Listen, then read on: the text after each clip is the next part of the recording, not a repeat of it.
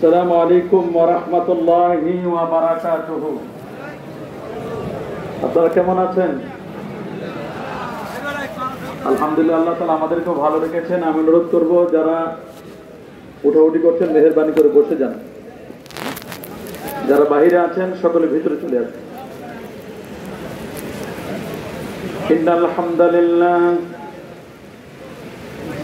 ইন্নাল হামদালিল্লাহি ওয়া কাফা ওয়া সালামুন আলা ইবাদিহিল্লাযীনা ইসতাফা। أما بعد فقد قال الله تعالى في كلامه القديم: أعوذ بالله من الشيطان الرجيم. بسم الله الرحمن الرحيم. ربنا اغفر لنا ولإخواننا الذين سبقونا بالإيمان. صدق الله العظيم وصدق ورسوله النبي الكريم.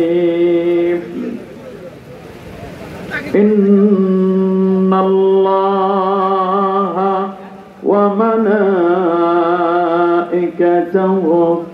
يصلون على النبي يا أيها الذين آمنوا صلوا عليه وسلموا تسليما.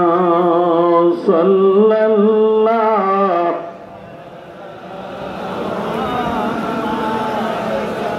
صلى الله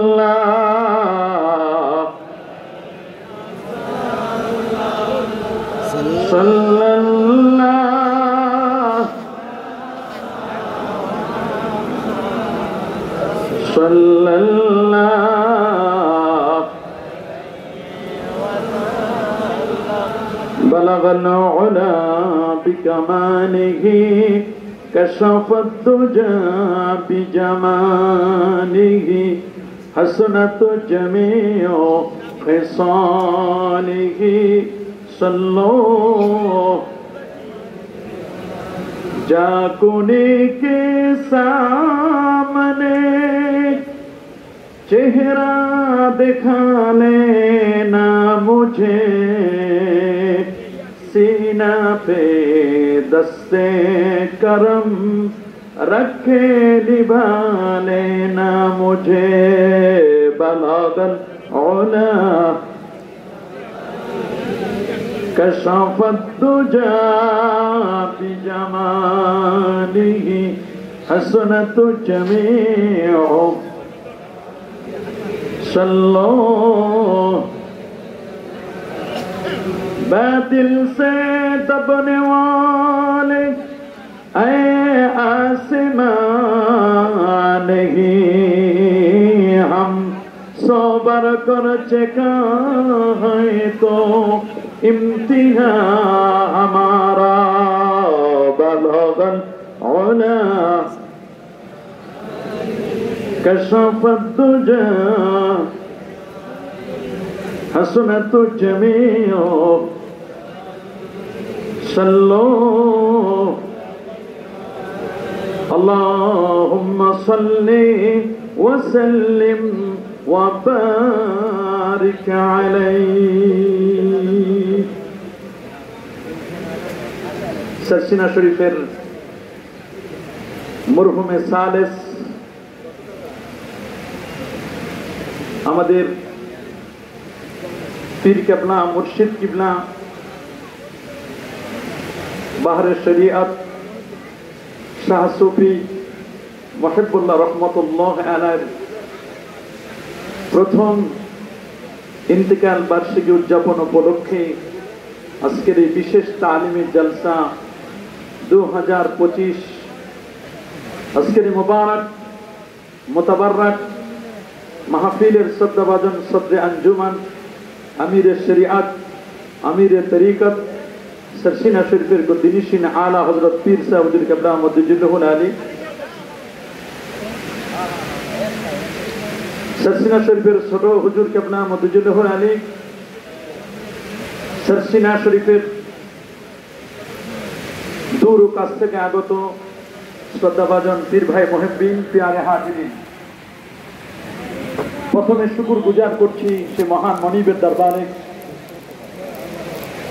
যে सरसीना শরীফের আমাদের হযরত পীর সাহেব কেবলা রহমাতুল্লাহ আলাইহি প্রথম ইন্তেকাল বার্ষিকীতে শত ব্যস্ততাকে পিছনে ফেলে দুর্যোগপূর্ণ আবহাওয়ায় আজকের এই গুরুত্বপূর্ণ প্রোগ্রামে বরকতি প্রোগ্রামে আল্লাহ তাআলা আসবার এই তালিমি জলসায় অংশগ্রহণ করবার সুযোগটুকু এনায়েত করলেন। কালিমাতুশ শুকর আদায় করে পড়ে নিচ্ছি আলহামদুলিল্লাহ। আরো জোরে বলছি আলহামদুলিল্লাহ। সত্যি আমাদের বাহারে শরীয়ত শাহ আসবি মুহিবুল্লাহ রহমতুল্লাহ আলাই হুজুরকে রহমতুল্লাহ আলাই বলবো এত তাড়াতাড়ি হুজুর আমাদের থেকে এত তাড়াতাড়ি বিদায় নিবেন এবং হুজুরের ইন্তেকাল বার্ষিকী দেখতে দেখতে একটি বছর চলে গেল, এটি কখনো ভাবি নাই। শয়নে স্বপনে সব সময় যেন হুজুরকে আমরা দেখতে পাই। হুজুরকে আজকে হুজুর কেবলা রহমতুল্লাহ আলাইহিকে কেন্দ্র করে ইন্তেকাল বার্ষিকী, এটি আমার কাছে স্বপ্নের মতো মনে হচ্ছে হুজুর কেবলা এখনো জিন্দা আছেন। আমার বলতে কেমন যেন হুজুর কেবলা নেই, একটি বছর হয়ে যাচ্ছে। গত বছরও ঠিক এই সময়ে বৃষ্টি ভেজা আমার হুজুরকে আমরা বিদায় দিয়েছি।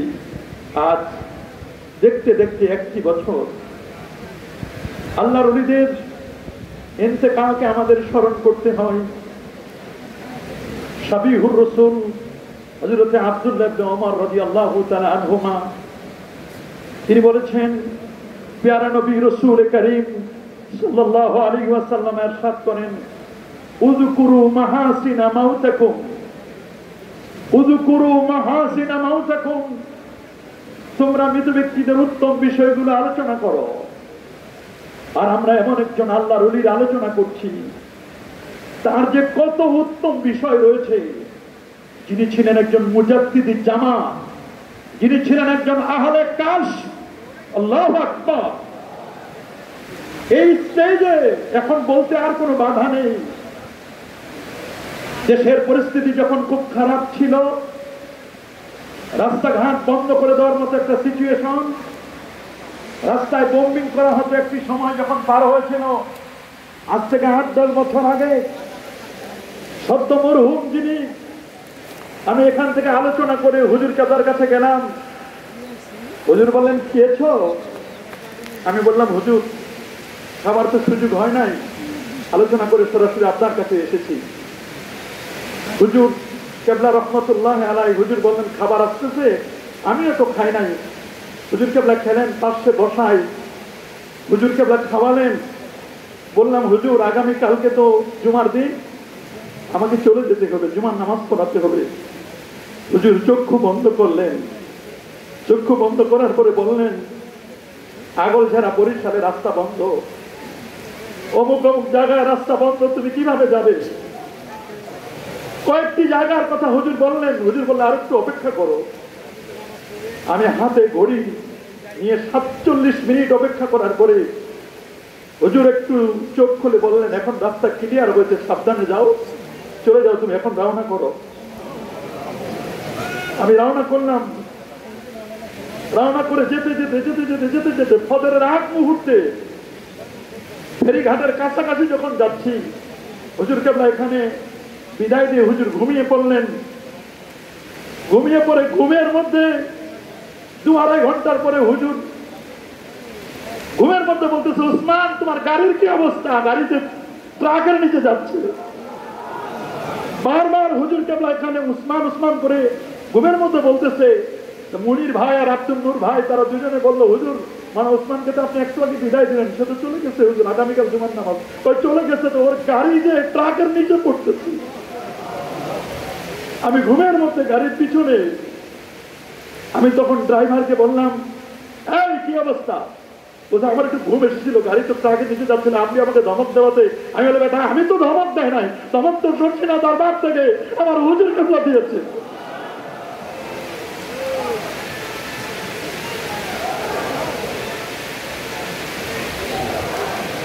আমার হুজুরের আলোচনা, হুজুর যে কত বড় দরজার ওলি ছিলেন এটি বুঝা বড় মুশকিল, বুঝা বড় মুশকিল। আমার রাসূল বলেছেন, উযকুরু মাহাসিনা মাউতাকুম, তোমরা মৃত ব্যক্তিদের ভালো বিষয়গুলো আলোচনা করো।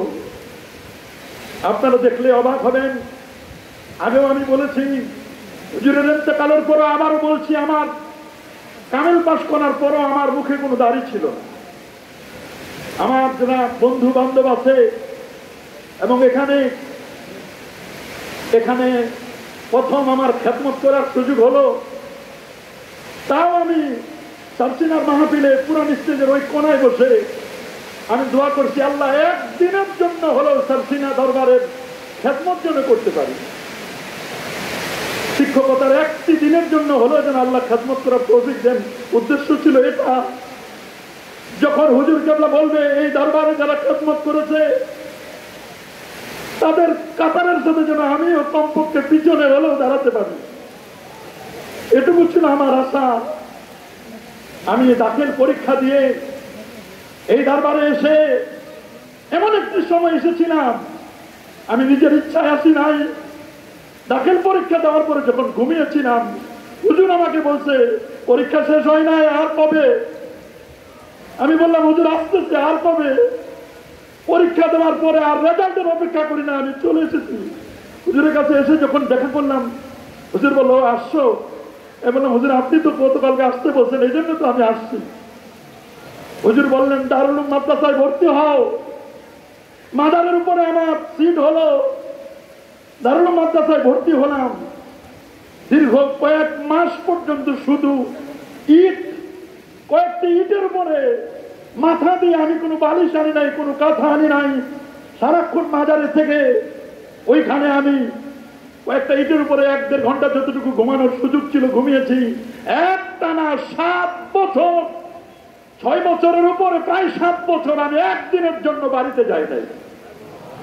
একটানা এই দরবারের ঈদ, কুরবানি, নামাজ, যত সব ছাত্র ছুটি হলে বাড়ি যেত, আমি যেতাম না, আমি যেতাম না। একটানা 6টি বছরের উপরে এখানে আমি একেবারে, আমার নিয়ত ছিল কামিল পাস না করা পর্যন্ত বাড়ি যাব না।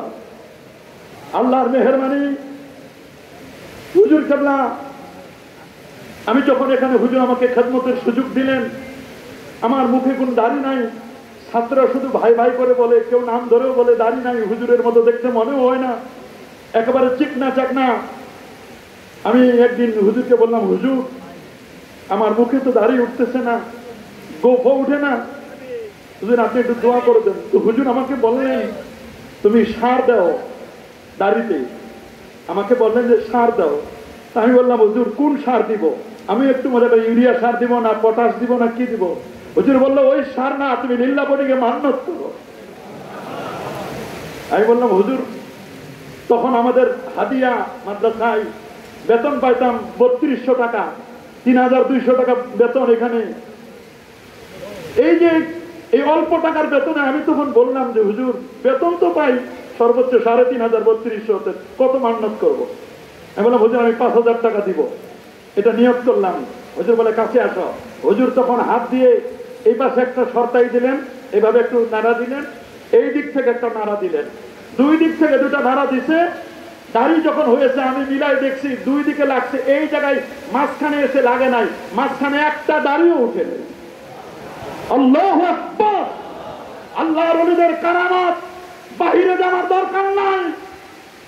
আপনি যদি এখানে আল্লাহর ওলির মাজারে যান, সত্যিকার আপনারা যদি ওই রকম লোহার মতো তরিকা নষ্ট করতে পারেন, আমার বিশ্বাস ওইখানে ম্যাগনেটিক পাওয়ার আল্লাহর ওলি শোয়া আছে। আল্লাহু আকবার, আল্লাহর ওলি শোয়া।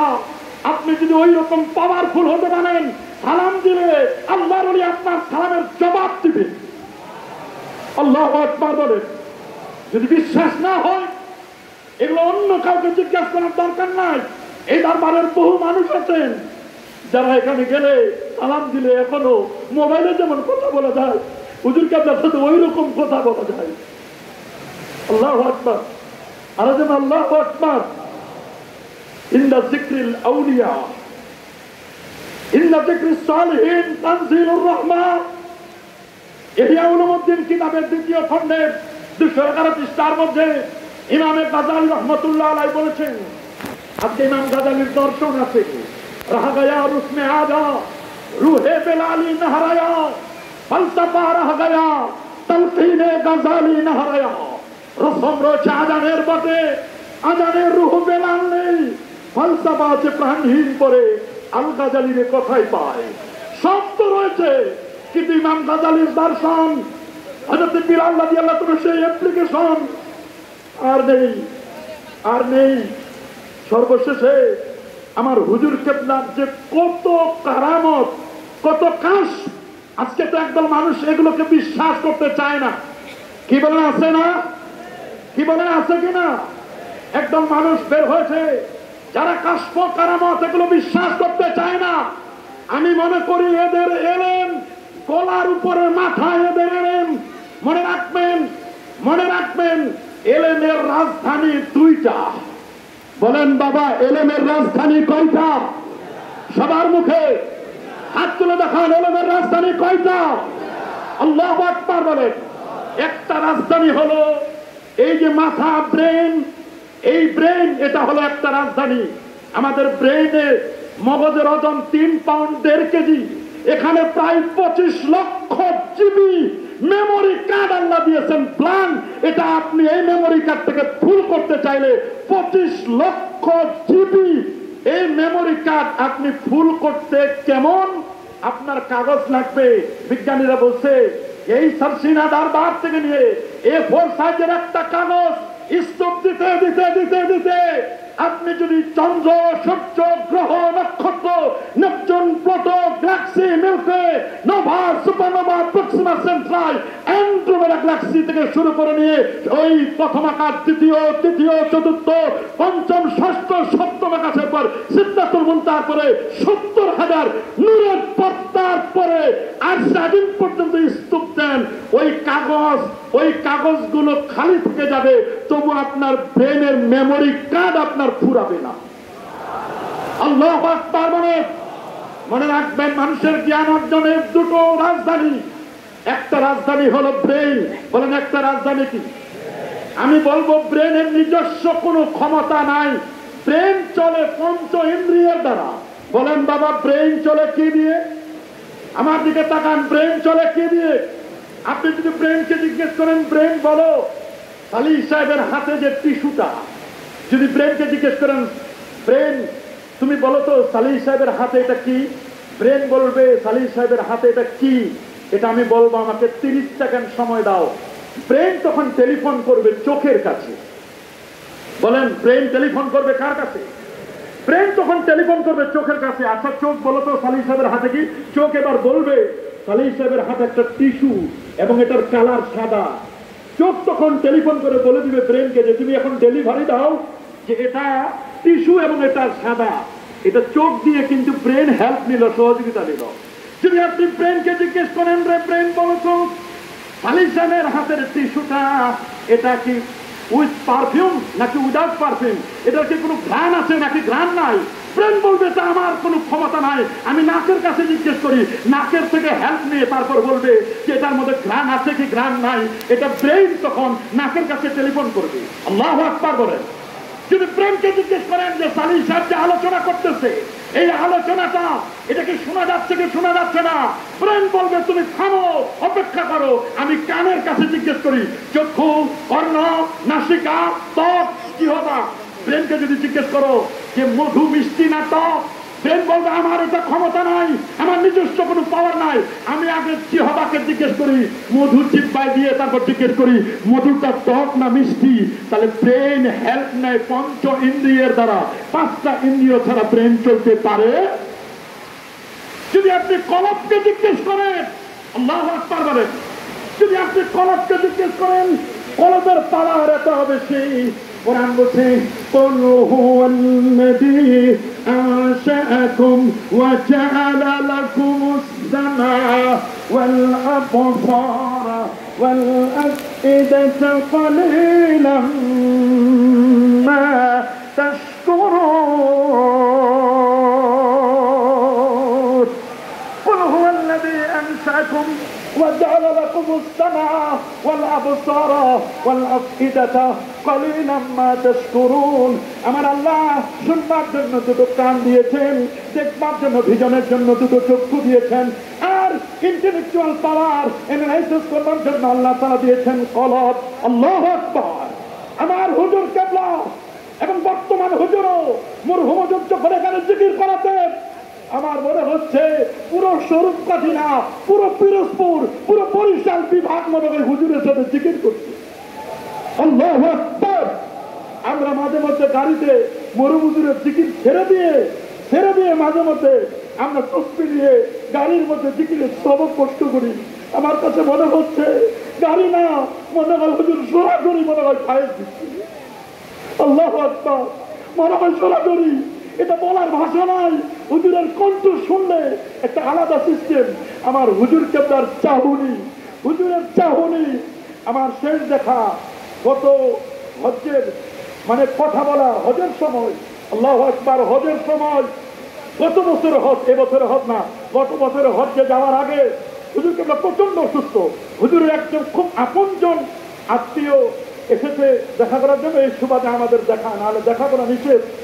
আমি যখন গেলাম, আমি হজে যাবো কিনা সম্পূর্ণ অনিশ্চিত ছিল। আমি হুজুরের কাছে গিয়ে বললাম, হুজুর আমি হজে যাওয়ার ইচ্ছা করছি, হুজুর এখনো কি হবে জানি না। হুজুর বললেন যে তুমি আমার সালাম আল্লাহর হাবিবের কাছে পৌঁছাই দিও, রোজাদেরকে সালাম দিও। আমার বুঝতে আর বাকি নাই। আমার হুজুর যেহেতু বলছে যে সালাম পৌঁছাই দিও, তাহলে আমার যাওয়া হবে, এটা নিশ্চিত। নাহলে হুজুর বলতো না। আরেকজন তার হজের সবকিছু টাকা পয়সা সব দিয়েছে, আমাদের মাদ্রাসার একজন শিক্ষক, তিনি যখন হুজুরের কাছে বললেন হুজুর আমি হজে যাবো, বলে কি হুজুর আমি হজে যাব, কি বললেন মাওলানা সাহেব? হুজুর আমি হজে যাব। বলে আচ্ছা। পরে দেখা গেল এই আলেম, এই মাওলানা, তিনি হজেই যেতে পারলেন না। এটা আমার নিজের চোখের দেখা। আল্লাহু আকবার। আল্লাহর ওলিদের কাশ, আল্লাহর ওলিদের কারামত। আমার হুজুর চক্ষু বন্ধ করে অনেক কিছু দেখতে পারতেন। কবি বলেছেন লাব্বে বান গর্ষে বান চশমে বান বর্ণবিনী নূরে হপ্পর মা বখন। ওরে দুনিয়ার চক্ষু যখন বন্ধ হয়ে যায়, দুনিয়ার কানটা যখন বন্ধ হয়ে যায়, দুনিয়ার চোখ যখন বন্ধ হয়ে যায়, দুনিয়ার কানটা যখন বন্ধ হয়ে যায়, বর্ণবিনী নূরে হপ্পর মা বখন। মনে রেখো তোমার কলবে এমন নূর চলে আসে, তখন এই কলবের চক্ষু তখন খুলে যায়। আল্লাহু আকবার। কলবের চক্ষু তখন খুলে যায়। হুজুর কেবলার সামনে বসলে, মরু হুজুরের সামনে বসলে অটোমেটিক কলব জিন্দা হয়ে যেত।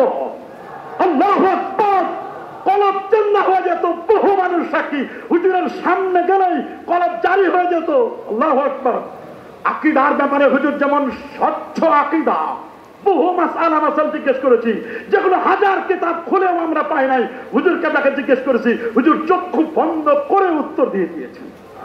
আল্লাহু আকবার বলেন। চক্ষু বন্ধ করে উত্তর দিয়ে দিয়েছেন। গভীর মনোযোগ। আমার রাসূল বলে দিয়েছেন উম্মতি উম্মাতুম মারহুমা, আমার উম্মত মরহুম উম্মত, মরহুম উম্মত মুযহাবুন আলাইহা তাদখুলু কুবুরহা বিদুনুবিহা। আমার উম্মত যখন কবরে যাবে গুনার পাহাড় নিয়ে যাবে, যখন কবর থেকে বের করা হবে একটা গুনাহ তার থাকবে না। আল্লাহু আকবার বলেন। জিজ্ঞেস করা হবে তার গুনাহগুলো গেল কোথায়? আমার রাসূল বলেছেন তুমা হাসু আনহা যুনুবাহা বিইস্তিগফারিল মুমিনিনা লাহা। আমার হুজুর কেবলার মর্যাদা কেমন হবে? এত হুজুরের মুরিদান, লক্ষ লক্ষ মুরিদান এই দরবারে আজকে এসে আমার হুজুর কেবলার জন্য দোয়া হবে। কেন দোয়া? এই দোয়াকে আজকে অনেকে বিশ্বাস করতে চায় না। অনেকে বলে এগুলো দাওয়াত যাওয়ার দরকার নাই, দোয়া লাগে না, মানুষ মরে গেছে, তার জন্য কেন দোয়া? আমি বলবো যাদের জ্ঞানটা এই ব্রেনের সাথে, জ্ঞান যার ব্রেনে, আর যাদের জ্ঞান হচ্ছে কলবে, কলবের জ্ঞান, আপনি যদি কলবকে জিজ্ঞেস করেন তাহলে কলব বলবে পীর মুরিদি এটা ভালো জিনিস, কলবের কথা। কারণ দিল সে जो बात निकलती है असर रखती है पर नहीं ताकत परवाज मगर रखती है वइलाइहि इसादुल कालिमुत तय्यिब।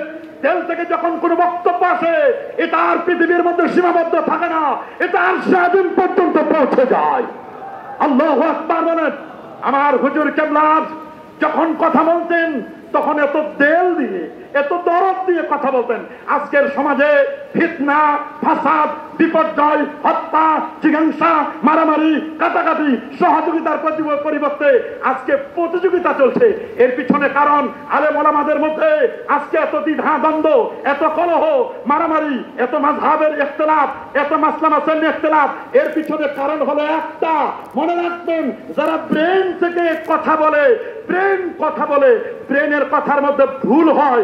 আর যাদের রাজধানী হলো কলব, জ্ঞানের রাজধানী ব্রেন এবং কলব, এই দুটোকে সমন্বয় করে যারা কথা বলে তাদের কথার মধ্যে তেমন ভুল পাওয়া যায়। সারসিনা নারবার আমাদের বর্তমান হযরত পীর সাহেবের কেবলা এবং তার আব্বা মরহুম এবং তার দাদা মরহুম এবং বড় আব্বা হুজুর, এরা সবাই ব্রেনের সাথে কলবটাকে প্রাধান্য দিতেন। কারণ ব্রেন তো পঞ্চ ইন্দ্রিয়ের মাধ্যমে চলে, আর কলব এটা কারো সহযোগিতা লাগে না, কলবের ডাইরেক্ট নেটওয়ার্ক আল্লাহ পাকের আরশে আজিম। আল্লাহু আকবার। মরহুম হুজুর কেবলা রহমাতুল্লাহ আলাইহি তিনি বলেছেন, উসমান দিনিয়া মাদ্রাসা এটা আমার কবুল। আমি বললাম হুজুর কি কারণে আপনি বললেন এটা কবুল? বলে শোনো, আমি মদিনা শরীফে গিয়ে আমার রাসূলের দরবারে আমি দিনিয়া মাদ্রাসা কবুল করাই এনেছি, এটা কবুল করাই এনেছি। আমি রাসূলের রওজায় গিয়ে, আমার হুজুর বলছেন রাসূলের রওজা শরীফে গিয়ে এটা আমি কবুল করাই এনেছি। অনেকে এগুলো বিশ্বাস করবে না, এটা ব্রেনের পড়াশোনা নয়, এটা হলো কলবের পড়াশোনা। ইত্তাকু ফিরাসাতাল মুমিন ফাইন্নাহু ইয়ানদুরু বিনুরিল্লাহ। তোমরা আল্লাহর ওলিদের দূরদর্শিতাকে ভয় করো। এরা তো এই চোখ দিয়ে দেখে না, এরা কলবের চক্ষু দিয়ে দেখে, কলবের চক্ষু দিয়ে দেখে। এটা আপনি শুনলে অবাক হবে। আমি বর্তমান হুজুরের এখানে যখন কিছুক্ষণ অপেক্ষা করলাম, আমি দেখলাম আল্লাহু আকবার, মরহুম হুজুর সাথে কেমন মিল বর্তমান হুজুরের। আমি দেখলাম হুজুরের শেষ সময়গুলোতে আমি দেখছি যে মরহুম হুজুর যেইভাবে মানুষদেরকে, যেইভাবে দোয়া নেওয়ার সময় জিজ্ঞেস করতেন, যেই কথাগুলো বলতেন এবং যেই সিস্টেমে প্রশ্ন করতেন, বর্তমান হুজুরকে দেখলাম মনে হয় হুবহু আল্লাহু আকবার বলে দেয়, একর বাস্তব হয়ে যায়।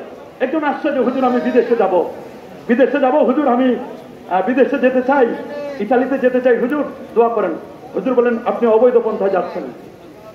আমি অবাক হয়ে গেলাম, অবৈধ পন্থায়? হুজুর বলে দিলেন অবৈধ পন্থার জন্য আমি দোয়া করি না, বৈধ পন্থার জন্য দোয়া করি। লোকটা বলে হ্যাঁ হুজুর আমি তো অবৈধ পন্থার চেষ্টা করতেছি। এই যে আল্লাহর রোদের ফেরাসাত, এটা বাপ কা বেটা। আল্লাহু আকবার। ওলি ইবনে ওলি ইবনে ওলি। আল্লাহু আকবার। উদ্ধতন যারা ওলি, মনে রাখবেন বেলায়েতের পাওয়ার হচ্ছে, বেলায়েতের পাওয়ার এই জমিনের মধ্যে সীমাবদ্ধ নয়, বেলায়েতের পাওয়ার আরশে আজিম পর্যন্ত। আল্লাহু আকবার। আপনি শুনলে অবাক হবেন, অবাক হয়ে যাবেন। ইমামে গাজালি রহমাতুল্লাহ আলাইহি, যিনি 505 হিজরিতে হলেন, হযরত আবু বকর সিদ্দিক রাদিয়াল্লাহু তাআলার ব্যাপারে একটি ঘটনা। হযরত আবু বকর সিদ্দিক রাদিয়াল্লাহু তাআলা তার কন্যা উম্মুল জননী আয়েশা সিদ্দিকা রাদিয়াল্লাহু তাআলা আনহা, যার থেকে আমার রাসূল 1/3 তিনের এক অংশ ইলম জ্ঞান নিতে বলেছেন। কত? তিনের এক অংশ জ্ঞান নিতে বলেছেন। 2210টি হাদিস যিনি রওয়ায়াত করেছেন উম্মুল জননী মা আয়েশা সিদ্দিকা রাদিয়াল্লাহু তাআলা আনহা। তিনি বলেন হযরত আবু বকর সিদ্দিক রাদিয়াল্লাহু তাআলা তার কন্যা আয়েশা রাদিয়াল্লাহু তাআলা আনহার মৃত্যুর সময় বললেন, শোনো আবু বকর সিদ্দিক রাদিয়াল্লাহু তাআলা আবু বকর সিদ্দিক রাদিয়াল্লাহু তাআলা আনহু তিনি বললেন যে তোমার ভাই এবং তোমার দুই বোন, সুবহানাল্লাহ বলেন তোমার ভাই এবং তোমার দুই বোন। তো বললেন যে আমার ভাই তো আব্দুর রহমান ইবনে আবু বকর রাদিয়াল্লাহু তাআলার সন্তান আব্দুর রহমান, তো দুই বোন তো না, অথচ সেই সময় তার বোন ছিল মাত্র একজন। কয়জন বোন ছিল? একজন মাত্র বোন। আরেকজন ছিল আবু বকর সিদ্দিক রাদিয়াল্লাহু তাআলা আনহুর স্ত্রীর গর্ভে। আল্লাহু আকবার বলেন, গর্ভে তার বোন ছিল। আবু বকর সিদ্দিক রাদিয়াল্লাহু তাআলার স্ত্রী যখন প্রেগন্যান্ট ছিলেন, আবু বকর সিদ্দিক রাদিয়াল্লাহু তাআলার ইন্তেকালের পর তার স্ত্রী একটা কন্যা সন্তান প্রসব করলেন। প্রশ্ন হলো, ছিল এক বোন আর এক ভাই, অথচ সন্তান জন্মের আগে আবু বকর সিদ্দিক রাদিয়াল্লাহু তাআলা তিনি বলে গেলেন তোমার দুই বোন। কই আব্বা, বোন তো একজন, আরেকজন কই? বলে আরেকজন তোমার মায়ের পেটে আছে, ওটা এখনো জন্ম হয় নাই, ওটা তোমার বোন হিসাবে এটা আমার কন্যা সন্তান আবার জন্ম নিবে। আপনি কেমনে বললেন? বলে এটা চোখের পাওয়ার। আবু বকর সিদ্দিক রাদিয়াল্লাহু তাআলা আল্লাহর ওলি ছিলেন। ইমামে গাযালি রাহমাতুল্লাহ আলাইহি প্রমাণ করেছেন এই হাদিস দ্বারা আল্লাহর ওলিদের কাশ এটা প্রমাণিত। আল্লাহু আকবার। কেমনে বললেন আবু বকর সিদ্দিক রাদিয়াল্লাহু তাআলা? সেই যুগে তো কোনো মেশিন ছিল না, আলট্রাসোনোগ্রাফিও ছিল না, কিচ্ছু ছিল না। উনি চোখের পাওয়ার এত বেশি, চোখ বন্ধ করে তিনি বলে দিতে পারলেন। আল্লাহু আকবার বলেন। এই হাদিসটিকে কেন্দ্র করে উলামায়ে কেরাম বলে দিয়েছেন, শোনো, আজকে যারা এগুলো তোমরা বিশ্বাস করো না, কাশ কারামত এগুলো যারা বিশ্বাস করতে চায় না, আমরা মনে করি তাদের জ্ঞান এই ব্রেন থেকে তারা বলে। মনে রাখবেন, ব্রেনের জ্ঞানের ভুল হয়, কলবের জ্ঞানের কোনো ভুল হয় না। যারা কলব থেকে বলে সরসিনা দরবার, সরসিনা মাসলাক আহলে সুন্নাহ ওয়াল জামাত মতাদর্শের উপর প্রতিষ্ঠিত, এবং আল্লামা মোল্লা জীওয়ান রাহমাতুল্লাহি আলাইহি তিনিও বলে দিয়েছেন সিরাতে মুস্তাকিম কি। সিরাতে মুস্তাকিমের ব্যাখ্যায় তিনি বলেছেন নুরুল আনওয়ারে সিরাতে মুস্তাকিম হচ্ছে বাইনাল আকলে ওয়াল মুহাব্বত, আকল লাগবে এবং মুহাব্বত লাগবে। আকলের জায়গা হচ্ছে এইটা, আর মুহাব্বতের জায়গা হচ্ছে কলব। একদিকে আকল, আরেকদিকে মুহাব্বত। সরসিনা দরবার এবং পীরে মরহুম বর্তমান হুজুর মরহুমে আউয়াল, মরহুমে সানি, মরহুমে সালেস, তাদের টার্গেট ছিল একদিকে জ্ঞানের জন্য বই পুস্তক লিখে গেছে। সরসিনা দরবার থেকে শত শত বই পুস্তক বের হয়েছে, নারী পর্দার ব্যাপারে, দাড়ির ব্যাপারে, ধূমপানের ব্যাপারে, আপনার আধ্যাত্মিকতার ক্ষেত্রে, তরিকা তাসাউফের ব্যাপারে, তালিমে মারিফাত, মাযহাব এবং ফতোয়ার ব্যাপারে, ফতোয়ায়ে সিদ্দিকিয়া, মাসলা মাসাইলের ব্যাপারে, তরিকুল ইসলাম, এবং এখানে আলিয়া মাদ্রাসা, দিনিয়া মাদ্রাসা, এগুলোর জন্য আকল চর্চা হবে। আর আকলের সাথে ইশক, মহব্বত এটার সমন্বয় করার জন্য এখানে দরবার, মাগরিবের পরে আওয়াবিনের পরে জিকির, আজকার, তাসবিহ, তাহলিল, মুরাকাবা, মুশাহাদা, এগুলো একদিকে মাদ্রাসায় যেমন আকল নলেজের জ্ঞান হবে, আরেকদিকে এক্সপেরিয়েন্স সাথে সাথে ইশক, মহব্বতের কথা বলবে কলব থেকে। আল্লাহু আকবার। এইজন্য সরসিনা দরবারের আলেম ওলামা তারা যখন বক্তব্য দেয়, তাদের বক্তব্য দেওয়ার পরে কখনো সরি বলার লাগে না। বলেন, কখনো সরি বলার লাগে? খুব কম বলা লাগে, সরি বলা লাগে না, কারণ এরা দুটোর সমন্বয়ে বক্তব্য দেয়। আল্লাহু আকবার বলেন। দুটোর সমন্বয়ে বক্তব্য দিতে হবে, একদিকে নয় বরং দুই দিকে। আজকে আপনি শুনলে অবাক হবেন, এবছর হজে একজন লোক বলল যে আপনারা আগে মদিনা শরীফে গেছেন, কি দরকার মদিনা শরীফ যাওয়ার দরকার নাই, ওরা মদিনা শরীফ যেতে বাধা দেয়। অথচ আমার রাসূল বলেন আল্লাহুম্মা হাব্বিব ইলাইনাল মদিনা কা হুব্বিনা মক্কা আও আশাদ্দা। মদিনার প্রেম ভালোবাসা তুমি আমাদের বাড়ায় দাও আরো বেশি।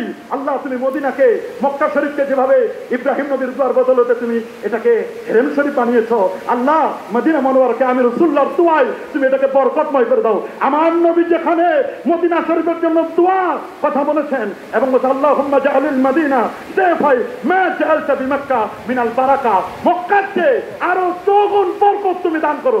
আর আমাদের দেশের ওই উত্তরবঙ্গের রাজশাহী চাঁপাইনবাবগঞ্জের একজন চাপাবাজ সে বলল মদিনায় কোনো কাজ নাই, একদিনও যাবে না। মদিনার মানুষ মক্কায় নামাজ পড়তে যায়, মদিনায় যাওয়ার দরকার নাই, মদিনায় যাওয়ার কোনো দরকার নাই। আমি বলবো এরা গাইড পড়ে আর এই ব্রেন থেকে কথা বলে, এই মহব্বত সিনা থেকে কথা বলে না। সিনা থেকে কথা বললে এই কথা কখনো বলতে পারে?